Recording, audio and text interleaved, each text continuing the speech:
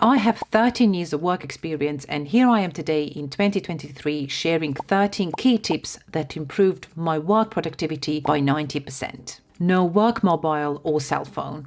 I haven't had a work phone for a number of years now. Being available at all times is not really good for anyone. No one really can or should be working 24/7. I personally find I don't need to check my emails on my work phone unless I am using my laptop and working properly. Also, I don't know if you noticed, but as someone actually who works as a knowledge worker, I noticed that people don't have the need or requirement to send you random texts or randomly ring you. Everything seems to be through our instant messaging tools these days, and if someone needs to ring you, there is usually a scheduled call, or if someone does need to ring you randomly, they would usually send you an instant message first to see if you're free and available for a short conversation. Times are definitely changing, and our relationship with work phones as well. This is just a gentle reminder that our work phone is a tool to communicate. And as I already have so many communication tools installed on my laptop, I really don't need another one. Meetings. Let's talk about dreaded meetings. I am personally very strict with my meetings. I only go to meetings where I know I'm going to add some value to someone else, or if I'm going to benefit from some of the information that's going to be discussed on the day. I also like to be clear about the purpose of each meeting. I never ever set up a meeting where there is no clear agenda and purpose and the reason as to why people were invited to come along in the first place. If I get a random invitation to come along and attend a meeting without explaining as to why I have been invited in the first place, I wouldn't just randomly turn up. I would inquire with the person who sent a meeting invite to really understand as to what the purpose of me being there is and what I need to bring to the table. Emails. Another lovely topic we like to talk about at work, right? Ever since emails got introduced in the workplaces, they really became the job for some people. As in, I've got so many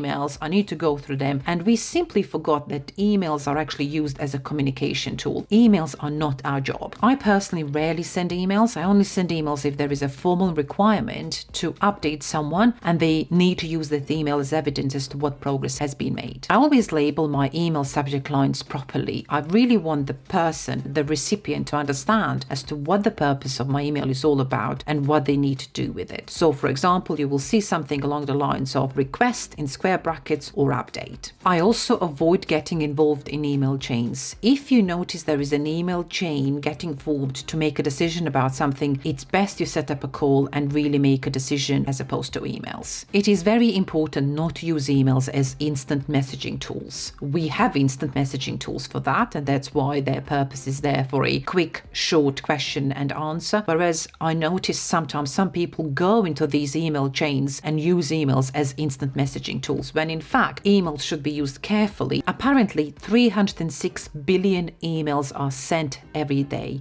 with an average person sending between 30 to 40 emails every day, and about 50% of these messages get misread. These are some mind-blowing stats. I actually created a video about emails if you want to get better at emails and really understand how you can actually use them better in your roles. And you can also get a copy of this book called Digital Body Language: How to Build Trust and Connection No Matter the Distance by Erica Dewan. I tend to list all of my daily questions in one place, which I review on a weekly basis with my manager in one meeting. Let me explain. This is actually quite important when you start in your new roles and you find you have all sorts of questions coming up. It is very important for me personally not to bother people as and when I get these questions. In fact, I would list them all in one place, knowing there is a meeting later on in the week which I can actually use as agenda and go through all of that in one go. All of my managers have really appreciated this approach so far. Of course, there could be some urgent matters, in which case please use instant messaging tools for that to get to the answer you need. But because I'm trying to have a meaningful conversation about some of these questions as opposed to just a quick answer, I think for me what works better is to list them all in one place and go through them properly in a proper meeting with my manager. Deep work and Pomodoro technique. Deep work is professional activities performed in a state of distraction-free concentration that push your cognitive capabilities to their limit. You would usually do deep work by doing something called time blocking. For me, this is usually between 2 and 4 hours of uninterrupted work. But some people may have a day of deep work, for example, when they have to come up with a new strategy, or when they are drafting a business proposal, or when they're programming. It is very important not to be interrupted all day in order for you to feel you've actually achieved and produced something. Time blocking is dividing the day into blocks of time, with each block dedicated to accomplishing a specific task or activity, and only complete that specific task and activity.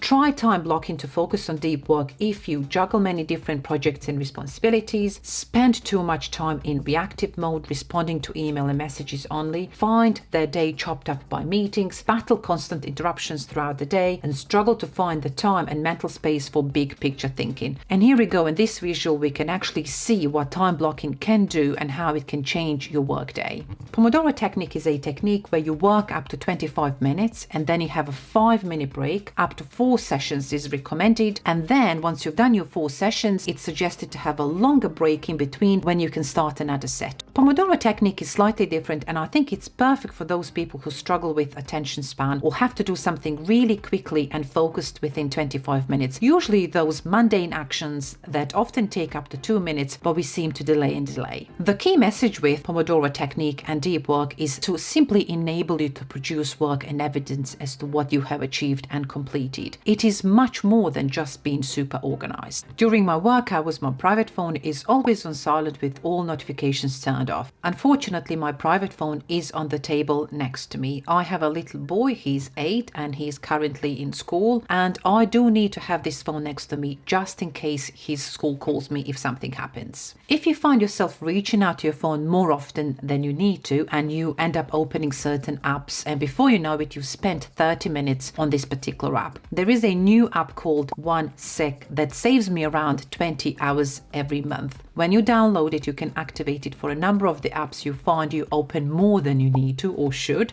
A pop-up window comes up asking you to take a deep breath, and then asks you, are you sure you want to carry on or not? Every time this happens, actually, even sometimes in the evening, I find myself wanting to open certain apps. This comes up, reminds me, oh yes, I really shouldn't be doing any of this. I actually should crack on with whatever I was supposed to do. It saves me on average 20 hours a month. Go for a morning jog, walk, or a 10-minute workout at home. As I'm a morning person, this actually suits me really well. Ever since I started doing some sort of a physical activity in the morning before I simply start working and interacting with people, I have noticed a huge difference as to how I feel about working, and my own productivity. I feel I can actually deliver quite a lot when my body and my brain is actually quite ready for it, completing all of my tasks daily and weekly.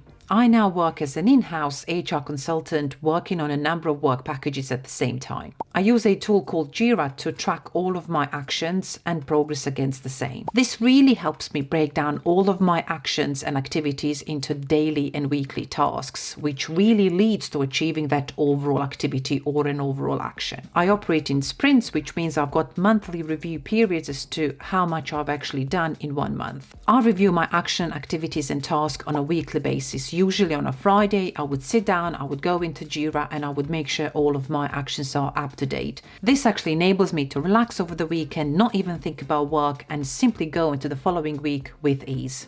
Apparently, Sunday is the unhappiest day of the week. The biggest reason for Sunday work anxieties is people not feeling prepared or know what's going to happen the following week. By simply having my own library of digital documents I use on a regular basis, or I find I use on a regular basis, really enables me by 50% to proceed with a following piece of work, because I already have something in place. Maybe I've got some experience, maybe I've spoken to a couple of people. Really enables me to undertake another piece of work, adapt it where I need to, and simply reuse it as many times as I can. I do have my own digital store on my website that you can check out and see what sort of toolkits and templates and tools you can find there. Download and adapt further.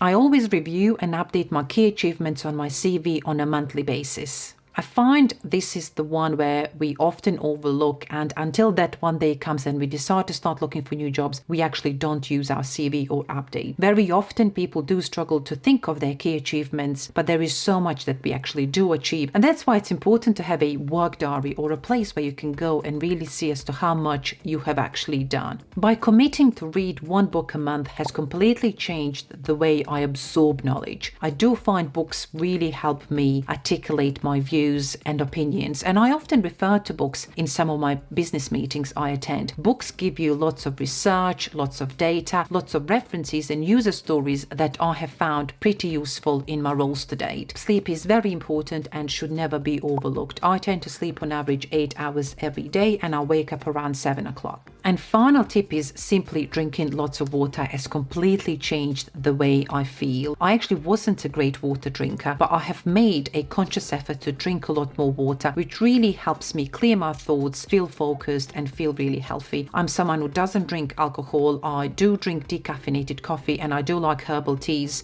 but the first thing I do when I wake up is just have a glass of water and my day is ready to start. That's it for this video. Let me know in comments if there is anything else that worked for you. If you have liked this video, there are many other similar ones on my channel, so I'll see you in the next one. Bye for now.